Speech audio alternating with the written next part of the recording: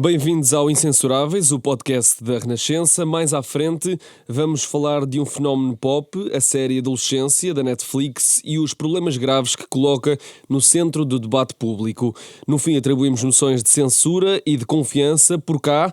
O país político a mudar-se para o modo campanha. Na Madeira virou o disco e tocou o mesmo. O PSD de Miguel Albuquerque agradeceu a crise e ficou à beira da maioria absoluta. Já tem acordo com o CDS para a estabilidade, diz que vai ficar 4 anos. O nosso painel é inabalável. Pedro Gomes Sanches, José Pedro Mozos e Aline Oldebuving. Eu sou o Tomás Anjinho Chagas. Venha daí o nosso 5º episódio. Começamos com o nosso tema nacional, o reforço do PSD na Madeira. Pedro Gomes Sanches, está visto o resultado de fazer uma campanha em torno de casos e casinhos, ou achas que a Madeira não serve de tubo de ensaio para o que vai acontecer nas legislativas de 18 de maio? Normalmente eu acho que não serve. Normalmente as eleições regionais não servem de tubo de ensaio para as eleições da República e, no entanto, desta feita, por características muito especiais, com, enfim, espelho direto nas eleições da República, eu acho que servem. Que lições é que eu acho que nós podemos tirar das eleições da Madeira para a República? A questão ali muito fervilhante da ingovernabilidade. A Madeira teve em 18 meses 3 eleições, nós vamos ter as terceiras em 3 anos e isto é insustentável. Eu noto muita gente a entoar loas às eleições como expressão da democracia, mas tantas eleições em tão pouco tempo não é um normal funcionamento da democracia. E, portanto, de facto, parece-me que a governabilidade e a ingovernabilidade estiveram claramente em cima da mesa e o eleitorado, de alguma maneira, resolveu dar uma resposta final a isso, optando pela governabilidade. Portanto, se há um paralelo que se pode fazer entre as eleições que aconteceram na Madeira e estas, este pode ser um deles. O segundo paralelo tem a ver com o centramento do debate na honorabilidade de uma pessoa. Os casos de Miguel Albuquerque e de Luís Montenegro são bastante distintos. Miguel Albuquerque está arguido num caso de corrupção. Luís Montenegro não, nem nada que se lhe pareça. Enfim, há dúvidas sobre o comportamento que ele teve relativamente à CPI Viva, mas os casos não têm paralelo. E, no entanto, o que aconteceu na Madeira foi um plebiscito moral a Miguel Albuquerque, e aquilo que vai acontecer aqui também, de alguma maneira, é um plebiscito a Luís Montenegro. Curiosamente, o plebiscito moral a Miguel Albuquerque foi substituído por um plebiscito político a Paulo Cafofo, e pode dar-se o caso de, aqui na República, também substituir o plebiscito moral a Luís Montenegro por um plebiscito político a Pedro Nuno Santos. José Pedro Mozos, o caso da Madeira denuncia este cansaço dos eleitores que escolheram reforçar quem estava no poder para poderem estar sossegados durante 4 anos? Acho que sim, mas eu não acho que sirva de tubo de ensaio. Aí tenho de discordar do Pedro. Acho que há semelhanças e coincidência não quer dizer que haja uma causalidade ou que se possa olhar para a Madeira como uma mini experiência daquilo que pode acontecer nas legislativas. Não só, lá está, porque os contextos políticos, sociais, enfim, tudo é muito diferente da Madeira para as eleições nacionais. O vício de votar PSD é diferente.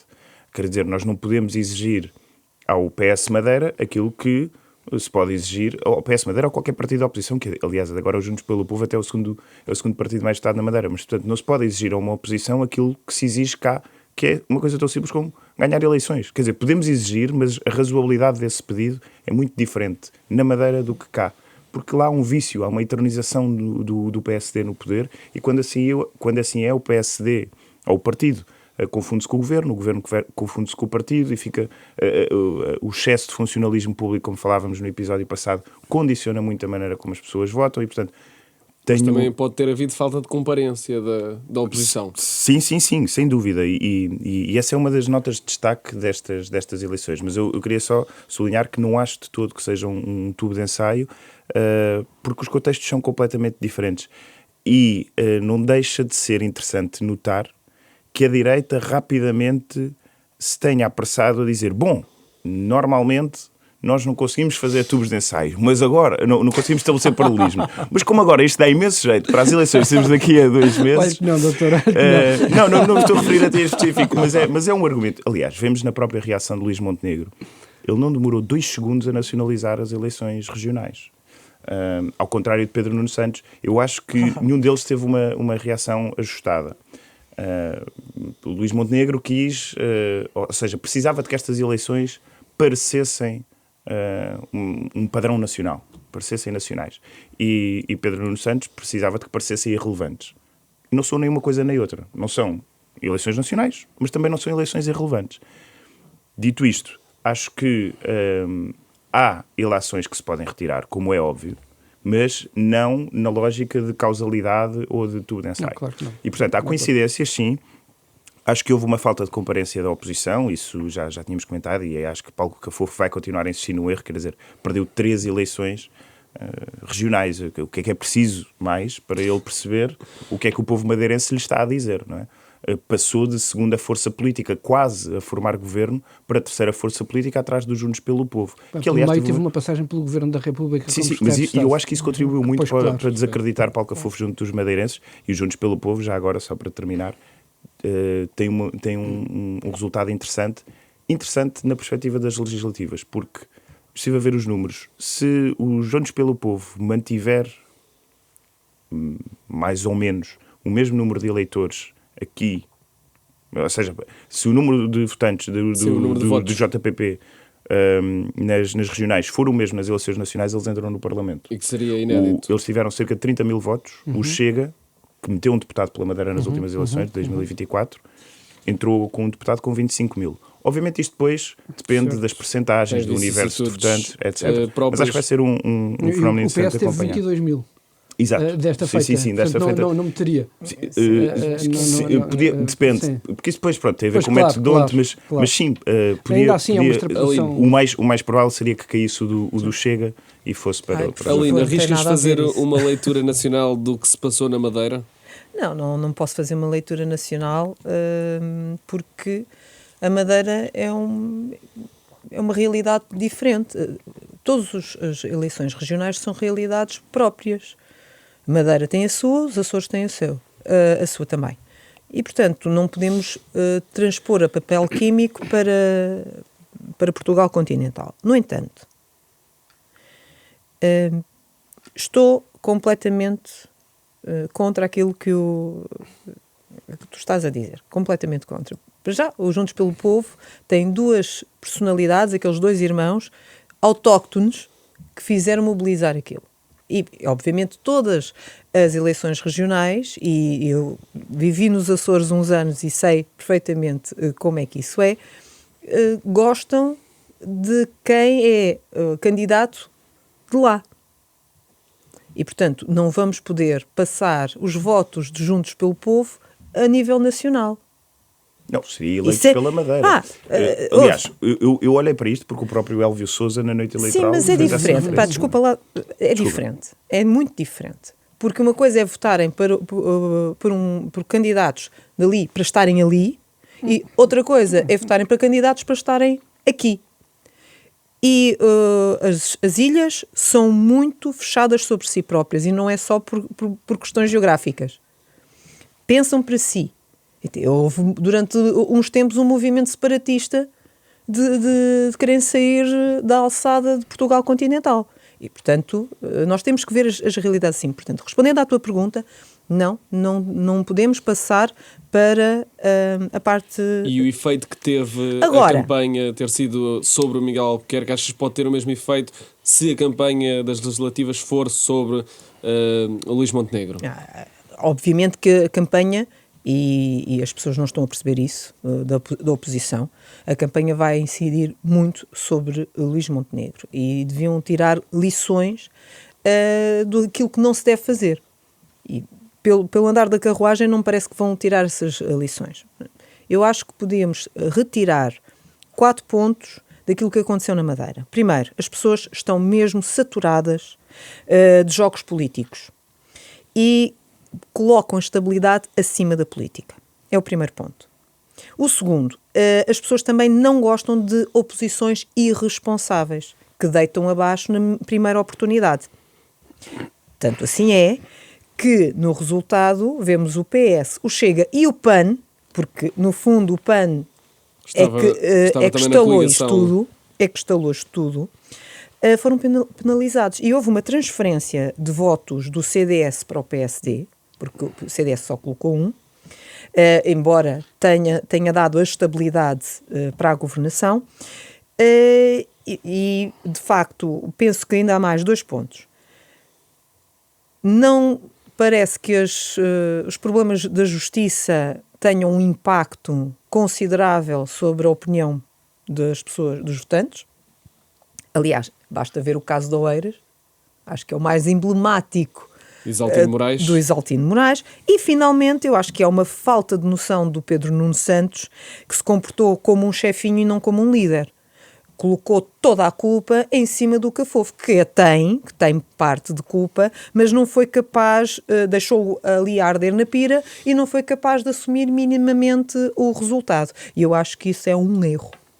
Não sei se vos apraz dizer mais alguma coisa. Hoje temos tempo para o segundo tema a ser mais, não sei, Pedro, se quer ser mais folgado. Eu queria só pegar num ponto em que a Aline tocou, relacionado com Luís Montenegro e com uma coisa que a Aline disse, que é a ideia de que quem deita abaixo governos normalmente é prejudicado. Isso é verdade. É historicamente verificável. Historicamente é verdade. Mas há uma questão. Eu sou de história. E Luís Montenegro tentou fazê-lo na noite eleitoral dizendo: nos Açores o Chega e o PS juntaram-se para deitar abaixo o governo e o eleitorado respondeu com confiança no PSD. Na Madeira, idem. E agora queremos que a nível nacional assim seja também, com uma diferença.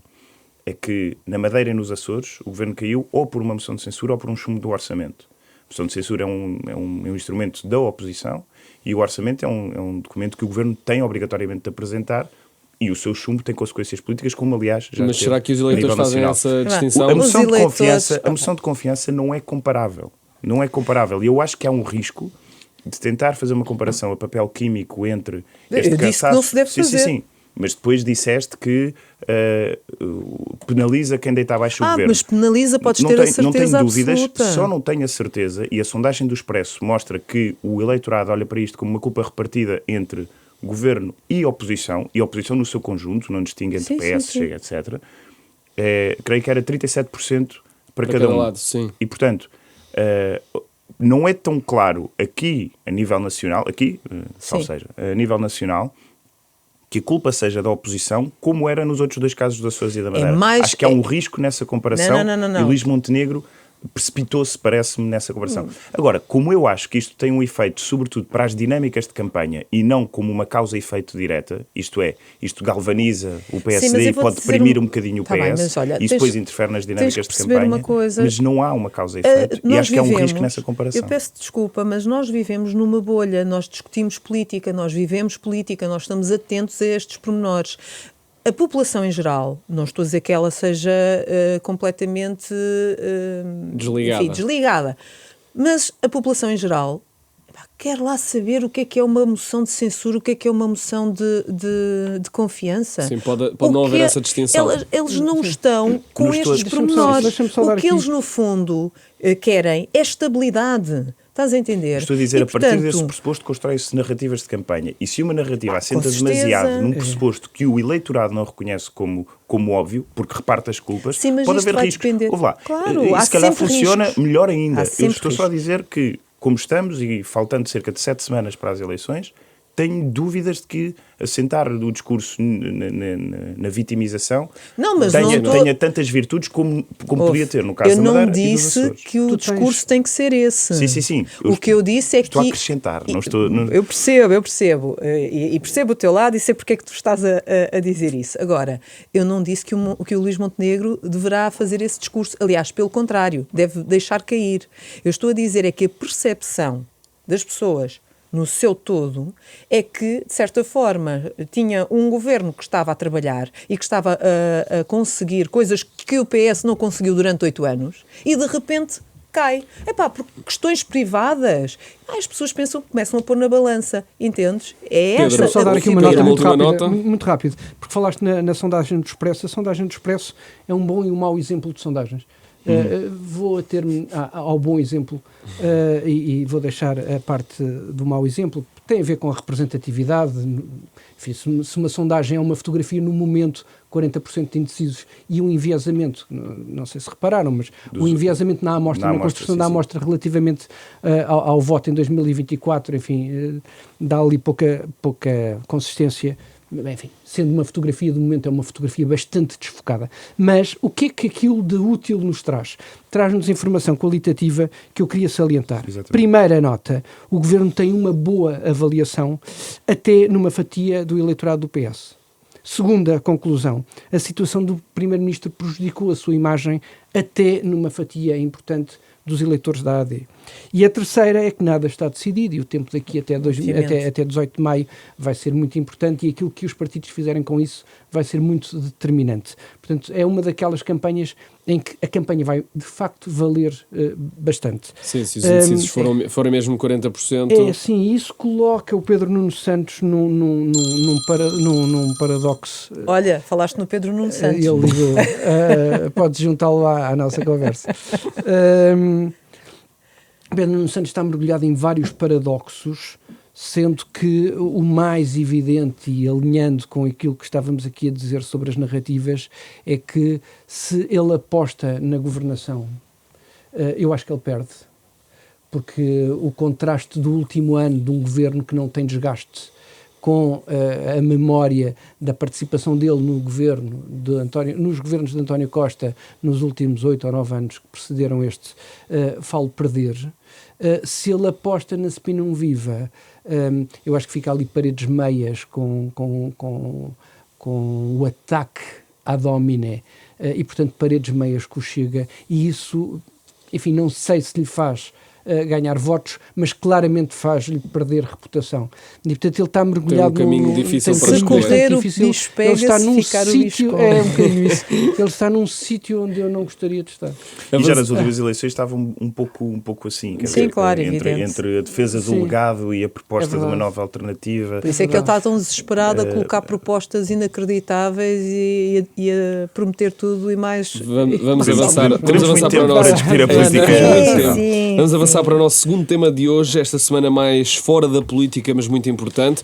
A série Adolescência, da Netflix, é a número 1 em todo o mundo e em 4 episódios retrata vários problemas da nossa sociedade. É sobre a morte de uma adolescente em Inglaterra, esfaqueada 7 vezes, e o principal suspeito é Jamie Miller, um colega da escola com 13 anos, sem quaisquer antecedentes criminais ou problemas graves, pelo menos que se soubesse até ao momento. A história é intensa, pesada, coloca alguns dos problemas na ordem do dia, o bullying nas escolas, o conteúdo violento nas redes sociais e o perigo do que entra todos os dias para as nossas casas através do telemóvel ou do computador. O tema faz correr tinta, até chegou ao Parlamento Britânico na semana passada. Pedro Gomes Sanches, além de seres um adulto, um cidadão, um eleitor, és pai... esta série abriu uma caixa de Pandora para ti? Eu sou pai de 4 filhos. Eu não vi a série, Tomás. Portanto, tenho muita... Não me posso pronunciar sobre ela, mas, enfim, percebendo o que é que está em cima da mesa, não terá sido esta a série a abrir a Caixa de Pandora. A Caixa de Pandora foi aberta já há bastante tempo. Eu que gostava de fazer aqui, assim, rápidas notas. Chamar a atenção para um livro do Jonathan Haidt, A Geração Ansiosa, que diz que a partir de 2010 a infância baseada na brincadeira foi substituída por uma infância alicerçada nos smartphones e nas redes sociais.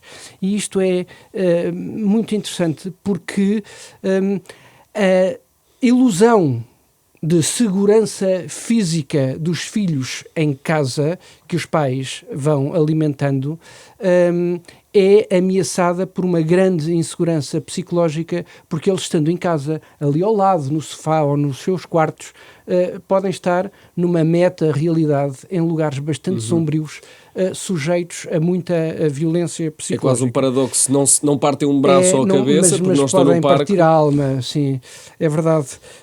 Depois, ainda na linha do livro do White, a saúde mental piorou. A depressão, a ansiedade, a automutilação e o suicídio. Dar nota que há um artigo muito interessante chamado The Resilience Gap, da Jill Filipovich, na The Atlantic, de 2023, em que ela diz que entre 2007 e 2019 a taxa de suicídios entre crianças dos 10 aos 14 anos triplicou, sendo que, no caso das meninas, quadruplicou.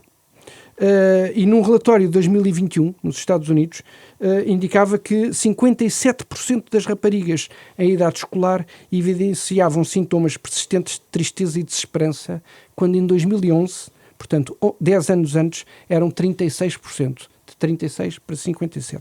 Algumas notas muito rápidas. A bolha, potenciada pelos algoritmos, onde os miúdos vivem, quando é lá que vivem, nem todos os miúdos vivem lá, mas reforçam os iguais e estimulam a agressividade com os diferentes. E isto aqui é terrível, porque destrói qualquer esperança na possibilidade de empatia.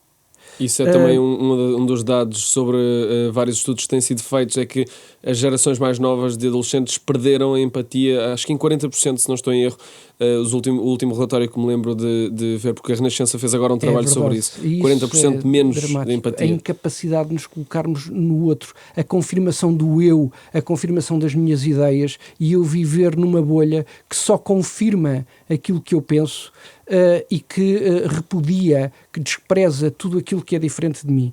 Depois, há também aqui assim uma ideologia da vitimização, em que tudo o que é diferente é uma ofensa e tudo o que é uma ofensa me vulnerabiliza.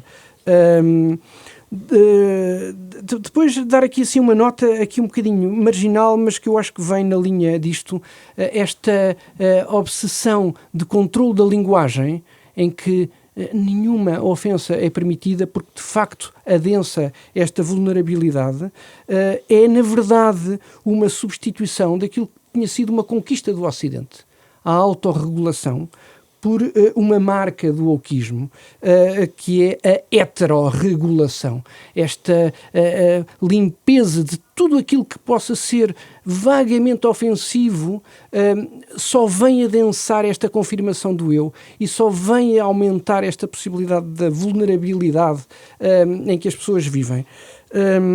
Depois saltar aqui para alguns dados preliminares, enfim, o relatório não está publicado do Razi. Nós sabemos que houve um aumento da criminalidade juvenil e grupal. Houve neste relatório que está para sair, mas que é uma confirmação de uma tendência que já vinha de trás. Só explicar que o Razi é o Relatório Anual de Segurança Interna, Tomás, para quem não está familiarizado com esta sigla esquisita. Força. Há também neste relatório um dado que eu acho que deve ser olhado com atenção, que é a radicalização de menores por parte de grupos extremistas, de extrema esquerda, de extrema direita, islâmicos e por aí. Depois há também nota para crimes contra a liberdade e a autodeterminação sexual, crimes de abuso sexual de crianças, de violação, pornografia de menores e também violência doméstica, coisas que acontecem no seio da família e, portanto, se as nossas crianças estão abandonadas numa meta-realidade em lugares bastante sombrios, às vezes esses lugares sombrios são também os seus próprios lares, e isso é muito inquietante.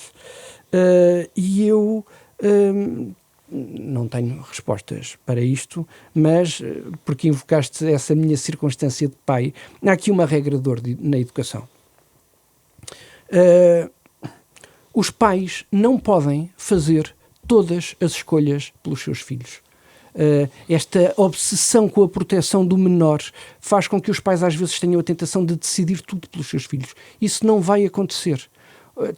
Todos nós, todas as crianças têm que fazer escolhas todas as horas, de todos os dias. E, portanto, enfim, eu apostaria, do ponto de vista da educação, em dotar as crianças de instrumentos para que possam avaliar bem as escolhas, todas aquelas que vão ter de fazer sozinhos, para que escolham bem. José Pedro E Mozes. rezar para que escolham. José Pedro Mozes, foi um abre-olhos para ti esta série de adolescência da Netflix? A sociedade subestimou o perigo dos conteúdos que chegam aos mais novos através dos telemóveis? Sim. Foi um abre-olhos para mim, acho que para bastantes pessoas, e eu tinha pensado terminar a minha intervenção por aqui, mas posso começar ao contrário. Muitas vezes os fenómenos de cultura pop, ou de pop culture, têm esse efeito, e eu acho que isso é bom. Eu lembro-me, por exemplo, do filme Mar Adentro, com o Javier Bardem, sobre a eutanásia, um filme de 2004. Não me lembro, mas vi e percebi a importância que teve. Não me lembro, porque nem sequer era nascido. O Kramer versus Kramer, que colocou a questão da parentalidade e do divórcio no debate público. E mais recentemente, já com a Netflix, a série 13 Reasons Why, que colocou a questão da depressão, do suicídio, da saúde mental nos jovens muito na agenda. Estes fenómenos têm uma particularidade, é que de repente há um pico de interesse nestes temas e depois, como tudo, vem uma nova vaga, uma nova série, um novo interesse e a coisa esmorece. Era importante que o tema em si não ficasse esquecido e as pessoas que se deixaram impressionar, e eu fiquei bastante impressionado com a série, além de estar extremamente bem filmada e ser representada por ótimos atores, incluindo o miúdo de 14 anos, que faz de uma personagem de 13, é brilhante.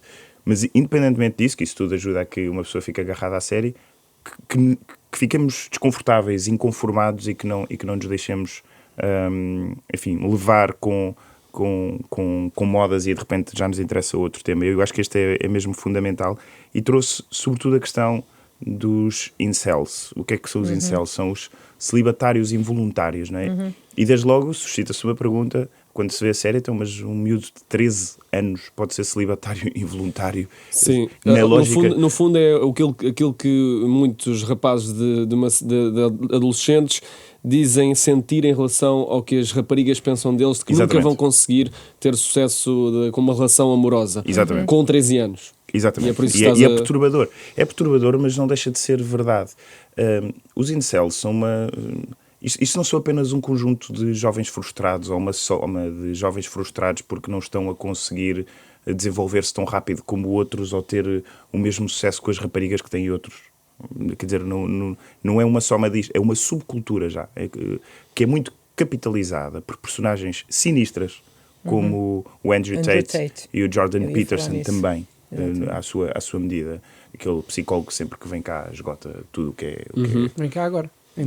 Pronto, infelizmente eu gosto de Jordan Peterson, mas pronto, enfim, mas ele polariza muito e alimenta muito este conjunto de jovens frustrados que olham para eles próprios e percebem que, enfim, sentem-se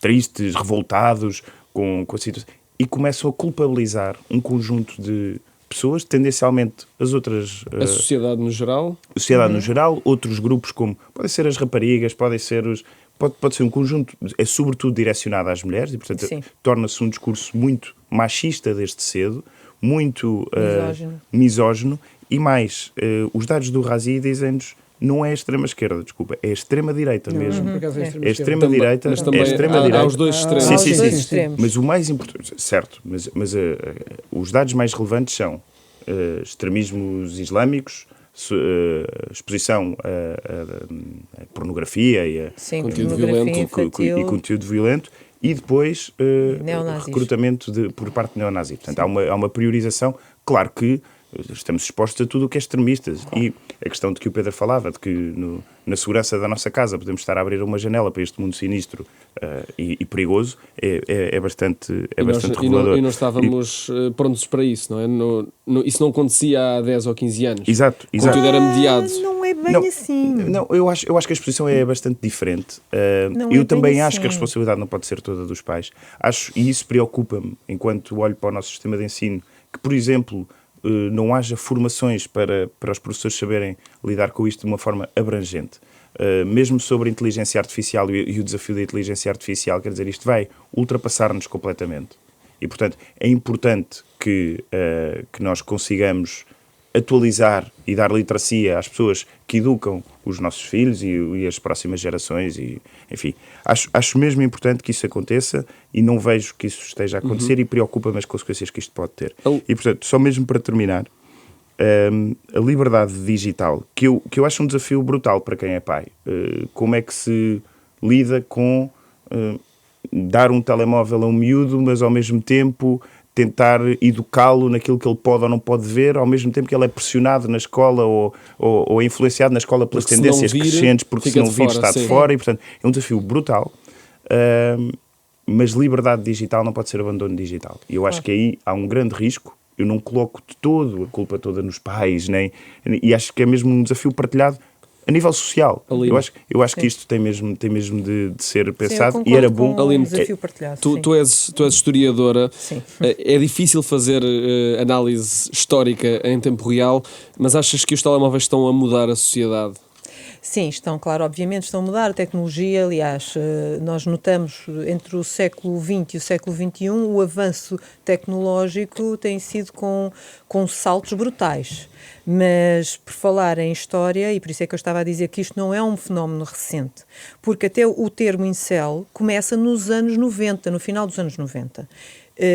Começa por uma rapariga, a Lana, canadiana, que faz um grupo que é o Involuntary Celibacy Project, que até no início era Incel. Porquê? Porque sentia frustração, insucesso sexual, tanto que isto depois, mas ligado a todos. Ela sentia em relação aos rapazes? Ela sentia em relação aos rapazes, mas não só em relação aos colegas. Portanto, o que é perfeitamente normal num adolescente. É um momento, aliás, há vários estudos neurológicos que dizem que um ser humano só está formado, a sua mente só está formada totalmente entre os 18 e os 21 anos. Tanto que há cirurgias que se podem fazer no cérebro em que a pessoa pode recuperar completamente e reeducar-se, eventualmente perder a visão num dos olhos, quando faz essas cirurgias nestas idades. Depois dos 21 acabou, não conseguem recuperar, ficam paraplégicos, etc. Portanto, estou a falar no quê? Estou a falar na formação do cérebro, na questão das hormonas. E, portanto, naturalmente, que todos nós sabemos que a adolescência é um momento de procura, de encontro e de tentar se afirmar no mundo. Temos aqui dois problemas fundamentais que o José estava a abordar. Tem a ver com a família e, portanto, eu não sou mãe, mas eu de certa forma, quando encontro os meus alunos, começo a perceber que muitos deles sentem falta de uma figura que seja mais responsável e mais dinâmica e mais autoritária em casa. Sim, parece que eles estão completamente perdidos. Portanto, em casa é fundamental haver uma certa autoridade, porque os pais não são os amigos. Eu peço desculpa, Pedro, eu imagino que os pais sejam amigos até um certo... Mas têm que ser pais, claro. E muitas vezes não são, e nota-se isso cada vez mais, mas há um outro lado. Tem a ver com a sociedade e tem a ver com a política, porque obviamente, e tu estavas a falar exatamente das crianças que aos 13 anos estão com problemas, não têm insucesso sexual, aos 13 anos. Por amor de Deus, o que é que isto tem a ver? Eu com 13 anos brincava com a Barbie, portanto, eu já não digo isto, o que eu estou a dizer, porque eram outros tempos, mas o que eu estou a dizer é o seguinte, é quando nós temos um Estado que quer, por força, educar crianças com 3 anos a escolher a sua sexualidade e que metem na cabeça das crianças que, se calhar, elas não têm o sexo que têm e que são de outro género. Quando começam com este tipo de lavagem cerebral às crianças desde os 13 anos de idade, se calhar as crianças começam a achar que têm que ter uma atividade sexual ainda antes de terem o seu corpo formado. E acontecem coisas como esta, porque obviamente o início da adolescência é exatamente o aflorar dos sentimentos e do seu encontro e do seu conhecimento. Quando começam a fazer isto para trás, obviamente que vai dar mau resultado. Por isso é que temos no relatório Razik, que ainda não está, mas nas saem divulgações já saem alguns dados, dizem que a criminalidade sexual entre os 12 e os 16 anos é maior. E que há pornografia, e é um problema de pornografia, que há crianças de 11 anos dependentes de pornografia online. É evidente, quando se abre este mundo, isto sim é que é a caixa de Pandora que tu falavas há pouco. E, portanto, eu só para terminar, a própria Alana que eu estava a falar, que começou com esta questão dos incel, não é? Os celibatários involuntários, ela disse que de repente, e temos o massacre de Columbine ligado a isto, temos também o massacre com o Elliot Rodger em 2014, e portanto isto ficou ligado e foi-se desenvolvendo num grupo cada vez mais só de homens, só de rapazes, que são mais misóginos, têm uma apologia à violência e objetivação das mulheres, que têm autocomiseração pela sua virgindade, daí a apologia do terrorismo e homicídios em massa, que são extremamente machistas e culpam o feminismo e a luta das mulheres, da libertação dos sutiãs e da igualdade. Portanto, culpam todo esse movimento de libertação das mulheres para encontrarem os seus direitos, como culpando isto pelo seu insucesso sexual. Tem tanto a questão da Black Pill e da Red Pill, imitando o Matrix. Portanto, masculinidade tóxica, bullying, impacto das redes sociais, estes influencers que tu falaste muito bem do Andrew Tate, que se curiosamente converteu ao islamismo. Portanto, há aqui uma ligação muito rápida que os miúdos fazem, porque são esponjas que absorvem tudo neste sentido, e é preocupante. Mesmo para terminar, a questão da violência de grupo, nós notamos também que há mais de 20% dos jovens no mundo que são os nem trabalham nem estudam. E não sei até que ponto esta questão do ócio, que nós vemos em Portugal, temos 9% de jovens entre os 15 e os 29 anos que não fazem nada, nem formação, nem estudo, nem trabalham, não fazem nada e, claro, com o seu tempo livre, começam a entrar nestes grupos. Vamos terminar o corpo do nosso programa. Já a seguir, atribuímos moções de censura e de confiança. Começamos por ti, Pedro Gomes Sanches. Quem é que merece a tua moção de confiança? Confiança merecem os eleitores do Círculo de Braga, na esperança de que deixem fora nas próximas eleições legislativas Francisco Louçã. Francisco Louçã é o mais demagogo político português vivo e no ativo, aparentemente outra vez no ativo, e aquele cujas ideias, se levadas à prática, maiores riscos trariam à democracia e à liberdade. Portanto, muita confiança para os eleitores de Braga para o deixarem de fora do Parlamento. E a tua moção de censura? A minha moção de censura, muito na linha daquilo que temos estado a discutir hoje, é para o Kanye West. Eu controlo a minha mulher, não há cá nada de feminismos woke, terá ele dito quando Bianca Censori, a sua mulher, apareceu nua nos Grammys. Ela aparentemente está a tentar libertar-se deste domínio e não está a ser capaz. Dizem-me, mas ela quis, mas ela ganhou dinheiro com isso, mas ela pôs-se a jeito. Não há, na violência sobre as mulheres e sobre qualquer pessoa, adversativas. Não há adversativas. Portanto, a minha moção de censura é para o Kanye West e para aquilo que ele representa. Rapper norte-americano. Free Bianca. José Pedro Mozes. E Free Braga também, não é? José Pedro Mozes, a tua moção de confiança para... A minha moção de confiança vai para a The Atlantic e para o jornalista Jeffrey Goldberg, por causa do caso que já é conhecido como o Signalgate, ou Signalgate, não sei bem como é que se diz o nome da aplicação, se é Signal, se é Signal, já vi todos. Para os nossos ouvintes e que não conhecem... Eu explico muito rapidamente. Portanto, um jornalista norte-americano, diretor da revista The Atlantic, foi metido inadvertidamente num grupo, isto parece ficção, mas não é, não estou a contar uma história. Má ficção. Foi metido num grupo dos mais elevados quadros da administração Trump, incluindo o vice-presidente, que era o cargo mais elevado da administração, estava nesse grupo, entre outros. chefes de segurança. Onde estavam a planear ministros da Defesa. ataques aos Houthis no Iémen, Exatamente. As localizações, as horas, E ele é metido os neste alvos. grupo inadvertidamente e começa a acompanhar uma conversa precisamente sobre de que forma é que os Estados Unidos iam atacar o Iémen e os Houthis. E a história é maravilhosa, eu recomendo a leitura. Aliás, está traduzida, por exemplo, no Observador, para quem não quiser ler em inglês, completamente traduzida em ipsis verbis, e portanto aquilo é muito surreal, porque ele partilha com o leitor os pensamentos que foi tendo. Primeiro achava que era brincar, depois começou a pensar, bom, mas ele quase que esperou pelos ataques do Iémen para perceber se aquele grupo não era mesmo verdade. uma cilada, não é? E depois revelou a história, e a administração Trump veio com toda a força tentar descredibilizar o jornalista e a revista e a história, sendo que na própria história original J.D. Vance responde ao jornalista, tentando desvalorizar, mas reconhecendo a existência do grupo. Portanto, não há como desmentir que aquilo aconteceu. E a The Atlantic sofreu tanta pressão nestes dias e tanta tentativa de descrédito por parte da administração Trump, que decidiu ontem, quarta-feira, publicar as conversas todas. As conversas todas. Ipsis verbis, e portanto eu recomendo muito essa leitura. É um mundo surreal aquele que Trump nos traz todas as semanas. E a tua moção de censura? Dei um bom exemplo de jornalismo que aconteceu um bocado por acaso, mas com todos os passos bem cumpridos na moção de confiança. Agora vou dar um mau exemplo de jornalismo na moção de censura, que é a entrevista da RTP a Paulo Raimundo no início desta semana.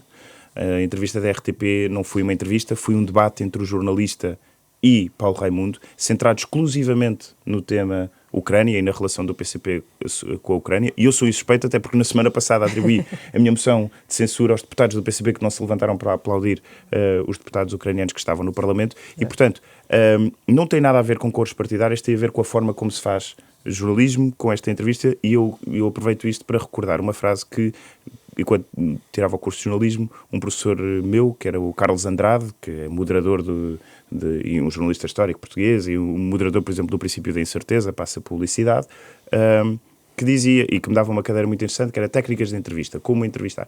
E ele dizia uma coisa que eu nunca esqueci, aliás, duas: para ser contundente não é preciso ser mal criado. E, portanto, podemos ser contundentes e cordiais no tom. Primeiro ponto. E segundo ponto, há uma diferença entre os tipos de jornalismo, os jornalistas que fazem a entrevista. Há os jornalistas que saem da entrevista a dizer: olhem que boas perguntas que eu fiz, que perguntas corajosas que eu fiz. E há os que saem a dizer: olha que boas respostas que esta entrevista tem. E isso é uma pequena diferença, mas que diz muito sobre o caráter de cada Ficam jornalista. atribuídas as tuas moções. Aline, tua moção de censura? Ui. A minha moção de censura vai para a Câmara Municipal de Lisboa, portanto, para o Executivo, mas também para o PS. Porquê? Porque a Câmara quer abater árvores, jacarandás, na Avenida 5 de Outubro, por causa de um projeto, e por isso é que vem aqui o PS à mistura, um projeto que já vem do Executivo anterior, ali da zona de Entrecampos. E agora, de repente, o PS está a bater no Presidente da Câmara porque, que horror, querem retirar as árvores. Mas essa retirada das árvores já estava no projeto que eles próprios aprovaram. Portanto, não façam de conta, não é? Porém, o Presidente tinha a obrigação, e o seu Executivo, de não estar a abater árvores para construir um parque de estacionamento. Há várias formas de o fazer, não é preciso ir por ali, não é? E, portanto,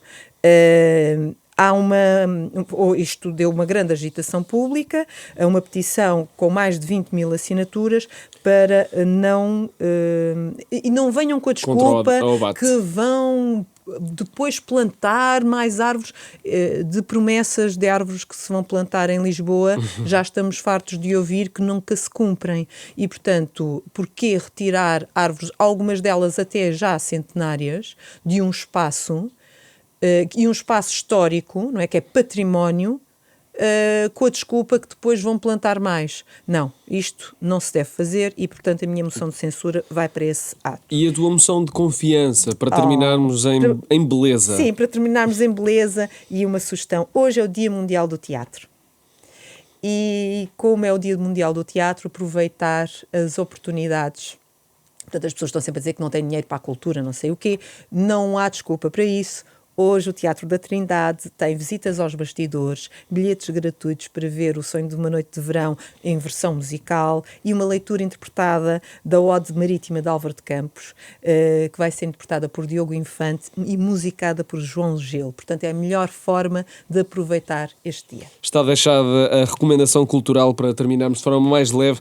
Chegamos ao fim de mais um episódio que contou com o cuidado técnico do Rui Glória. A sonoplastia e a banda sonora são do Diogo Casinha.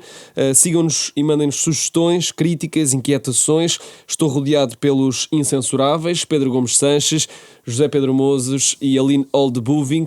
Eu sou o Tomás Anjinho Chagas. Voltamos para a semana.